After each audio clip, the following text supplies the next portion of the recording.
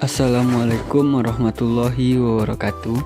Saya Tio Jovano, NIM 1930401135.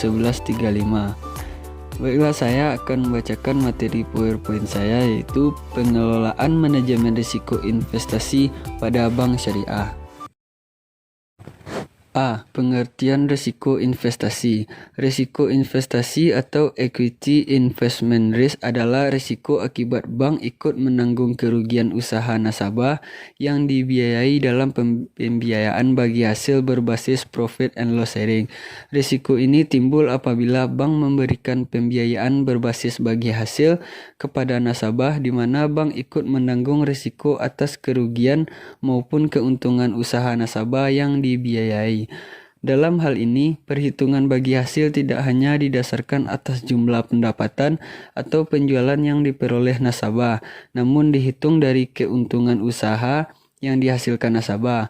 Apabila usaha nasabah mengalami kebangkrutan, maka jumlah pokok pembiayaan yang diberikan bank kepada nasabah tidak akan diperoleh kembali. Risiko investasi adalah risiko akibat bank ikut menanggung kerugian usaha nasabah yang dibiayai dalam pembiayaan berbasis bagi hasil. B. Profil risiko investasi. Fahmi 2009 mengemukakan bahwa portofolio merupakan sebuah bidang ilmu yang khusus mengkaji tentang bagaimana cara yang dilakukan oleh seorang investor untuk meminimalkan risiko dalam berinvestasi, termasuk salah satunya dengan mendiversifikasi risiko tersebut. Diversifikasi portofolio memiliki makna bahwa investor perlu membentuk portofolio melalui pemilihan kombinasi sejumlah aset sedemikian rupa sehingga risiko dapat diminimalkan tanpa mengurangi expected return. Diversifikasi investasi diartikan sebagai bentuk solusi untuk menghindari risiko dan memperbesar keuntungan atau menaikkan keuntungan. Dengan demikian, portofolio dan diversifikasi investasi dilihat sebagai bentuk menganekaragamkan investasi dengan cara menempatkan dana pada lebih dari satu sekuritas atau aset. Dengan menempatkan keputusan portofolio pada dua sekuritas atau lebih akan lebih baik jika dibandingkan ditempatkan pada satu sekuritas saja. Asumsi yang digunakan dalam teori model portofolio Markowitz 1952 didasari oleh tiga asumsi, yaitu 1. Waktu yang digunakan hanya satu periode. 2. Tidak ada biaya transaksi. 3. Preferensi investor hanya didasarkan pada ekspektasi dan risiko dari portofolio.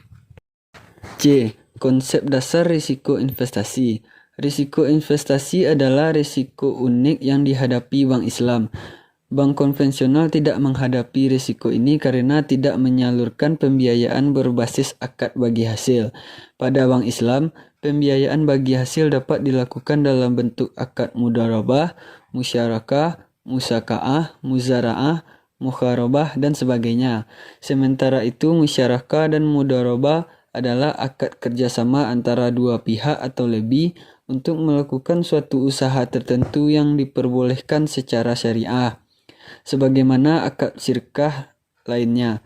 Keuntungan yang dihasilkan oleh pengelolaan usaha bersama tersebut dibagi berdasarkan nisbah bagi hasil yang sudah disepakati. Sementara kerugian yang terjadi dibagi berdasarkan proporsi modal yang disetorkan. Al-musaqah adalah bentuk yang lebih sederhana dari muzara'ah, di mana si penggarap hanya bertanggung jawab atas penyiraman dan pemeliharaan. Sebagai imbalan, si penggarap berhak atas nisbah tertentu dari hasil panen. Al-muzara'ah dan mukharabah adalah kerjasama pengelolaan pertanian antara pemilik lahan dan penggarap, di mana pemilik lahan memberikan lahan pertanian kepada si penggarap untuk ditanami dan dipelihara dengan imbalan bagian tertentu atau persentase dari hasil panen. Dalam berbagai pembiayaan berbasis bagi hasil tersebut, Bank Islam sebagai investor ikut menanggung risiko atas kerugian pengusaha yang dibiayai tersebut. D. Bentuk risiko investasi dan mitigasi. 1. Akad mudharabah. Transaksi jenis ini tidak mewajibkan adanya wakil dari sahibul mal dalam manajemen proyek. Sebagai orang kepercayaan, mudarib harus bertindak hati-hati dan bertanggung jawab atas kerugian yang terjadi akibat kelalaian dan tujuan penggunaan modal untuk usaha halal. Sedangkan sahibul mal diharapkan untuk mengelola modal dengan cara tertentu untuk menciptakan laba yang optimal. A. Faktor penentu investasi mudharabah. 1. Bank salah dalam menilai kemampuan debitur dalam mengelola usaha yang dibiayai bank. Mitigasi risikonya adalah A. Membuat divisi khusus untuk validasi data dan informasi. B. Membuat divisi khusus yang menangani pembinaan debitur dalam hal manajerial, motivasi, dan spiritual. C. Membuat standarisasi formulir kebutuhan data atau informasi yang diisi debitur. D. Konfirmasi dan validasi data atau informasi yang disampaikan debitur. E. Meminta agungan atau jaminan. F. Membuat sistem pemeringkatan terintegrasi dengan sistem seleksi dan penetapan kebijakan jangka waktu pembiayaan usaha, tata cara pengembalian dana, pembagian keuntungan, bidang usaha yang dapat dibiayai dan sebagainya. G. Bekerja sama dengan lembaga pemerintah independen untuk memeringkat debitur secara berkala. 2. Akad musyarakah. Musyarakah atau syirkah atau syarikah atau serikat atau kongsi adalah bentuk umum dari usaha bagi hasil di mana dua orang atau lebih menyumbangkan pembiayaan dan manajemen usaha. Dengan proporsi bisa sama atau tidak. Keuntungan dibagi sesuai kesepakatan antara para mitra dan kerugian akan dibagikan menurut proporsi modal. Transaksi musyarakah dilandasi adanya keinginan para pihak yang bekerja sama untuk meningkatkan nilai aset yang mereka miliki secara bersama-sama dengan memadukan seluruh sumber daya. Pada dasarnya, atas modal yang ditanamkan tidak boleh ada jaminan dari mitra lainnya karena bertentangan dengan prinsip untung muncul bersama risiko atau al-gunmu bi al-gurmi.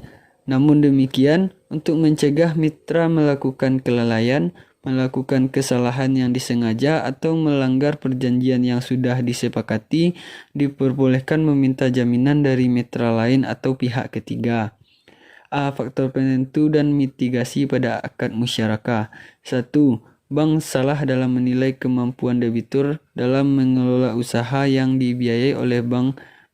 Mitigasi risikonya yaitu A. Membuat divisi khusus untuk validasi data dan informasi. B. Membuat divisi khusus yang menangani pembinaan debitur dalam hal manajerial, motivasi, dan spiritual. C. Membuat standarisasi formulir kebutuhan data atau informasi yang diisi debitur. D. Konfirmasi dan validasi data atau informasi yang disampaikan debitur. E. Membuat sistem pemeringkatan terintegrasi dengan sistem seleksi dan penetapan kebijakan jangka waktu pembiayaan usaha, tata cara pengembalian dana, pembagian keuntungan, bidang usaha yang dapat dibiayai, dan sebagainya. F. Bekerja sama dengan lembaga pemerintah independen untuk memeringkat debitur secara berkala. 2. Modal yang diberikan debitur dalam aset non-kas berbeda dengan harga pasar. Mitigasinya yaitu A. Mengecek harga pasar aset non-kas tersebut. B. Bekerja sama dengan lembaga appraiser atau valuer independen untuk menilai aset non-kas tersebut. Sekian presentasi dari saya. Assalamualaikum warahmatullahi wabarakatuh.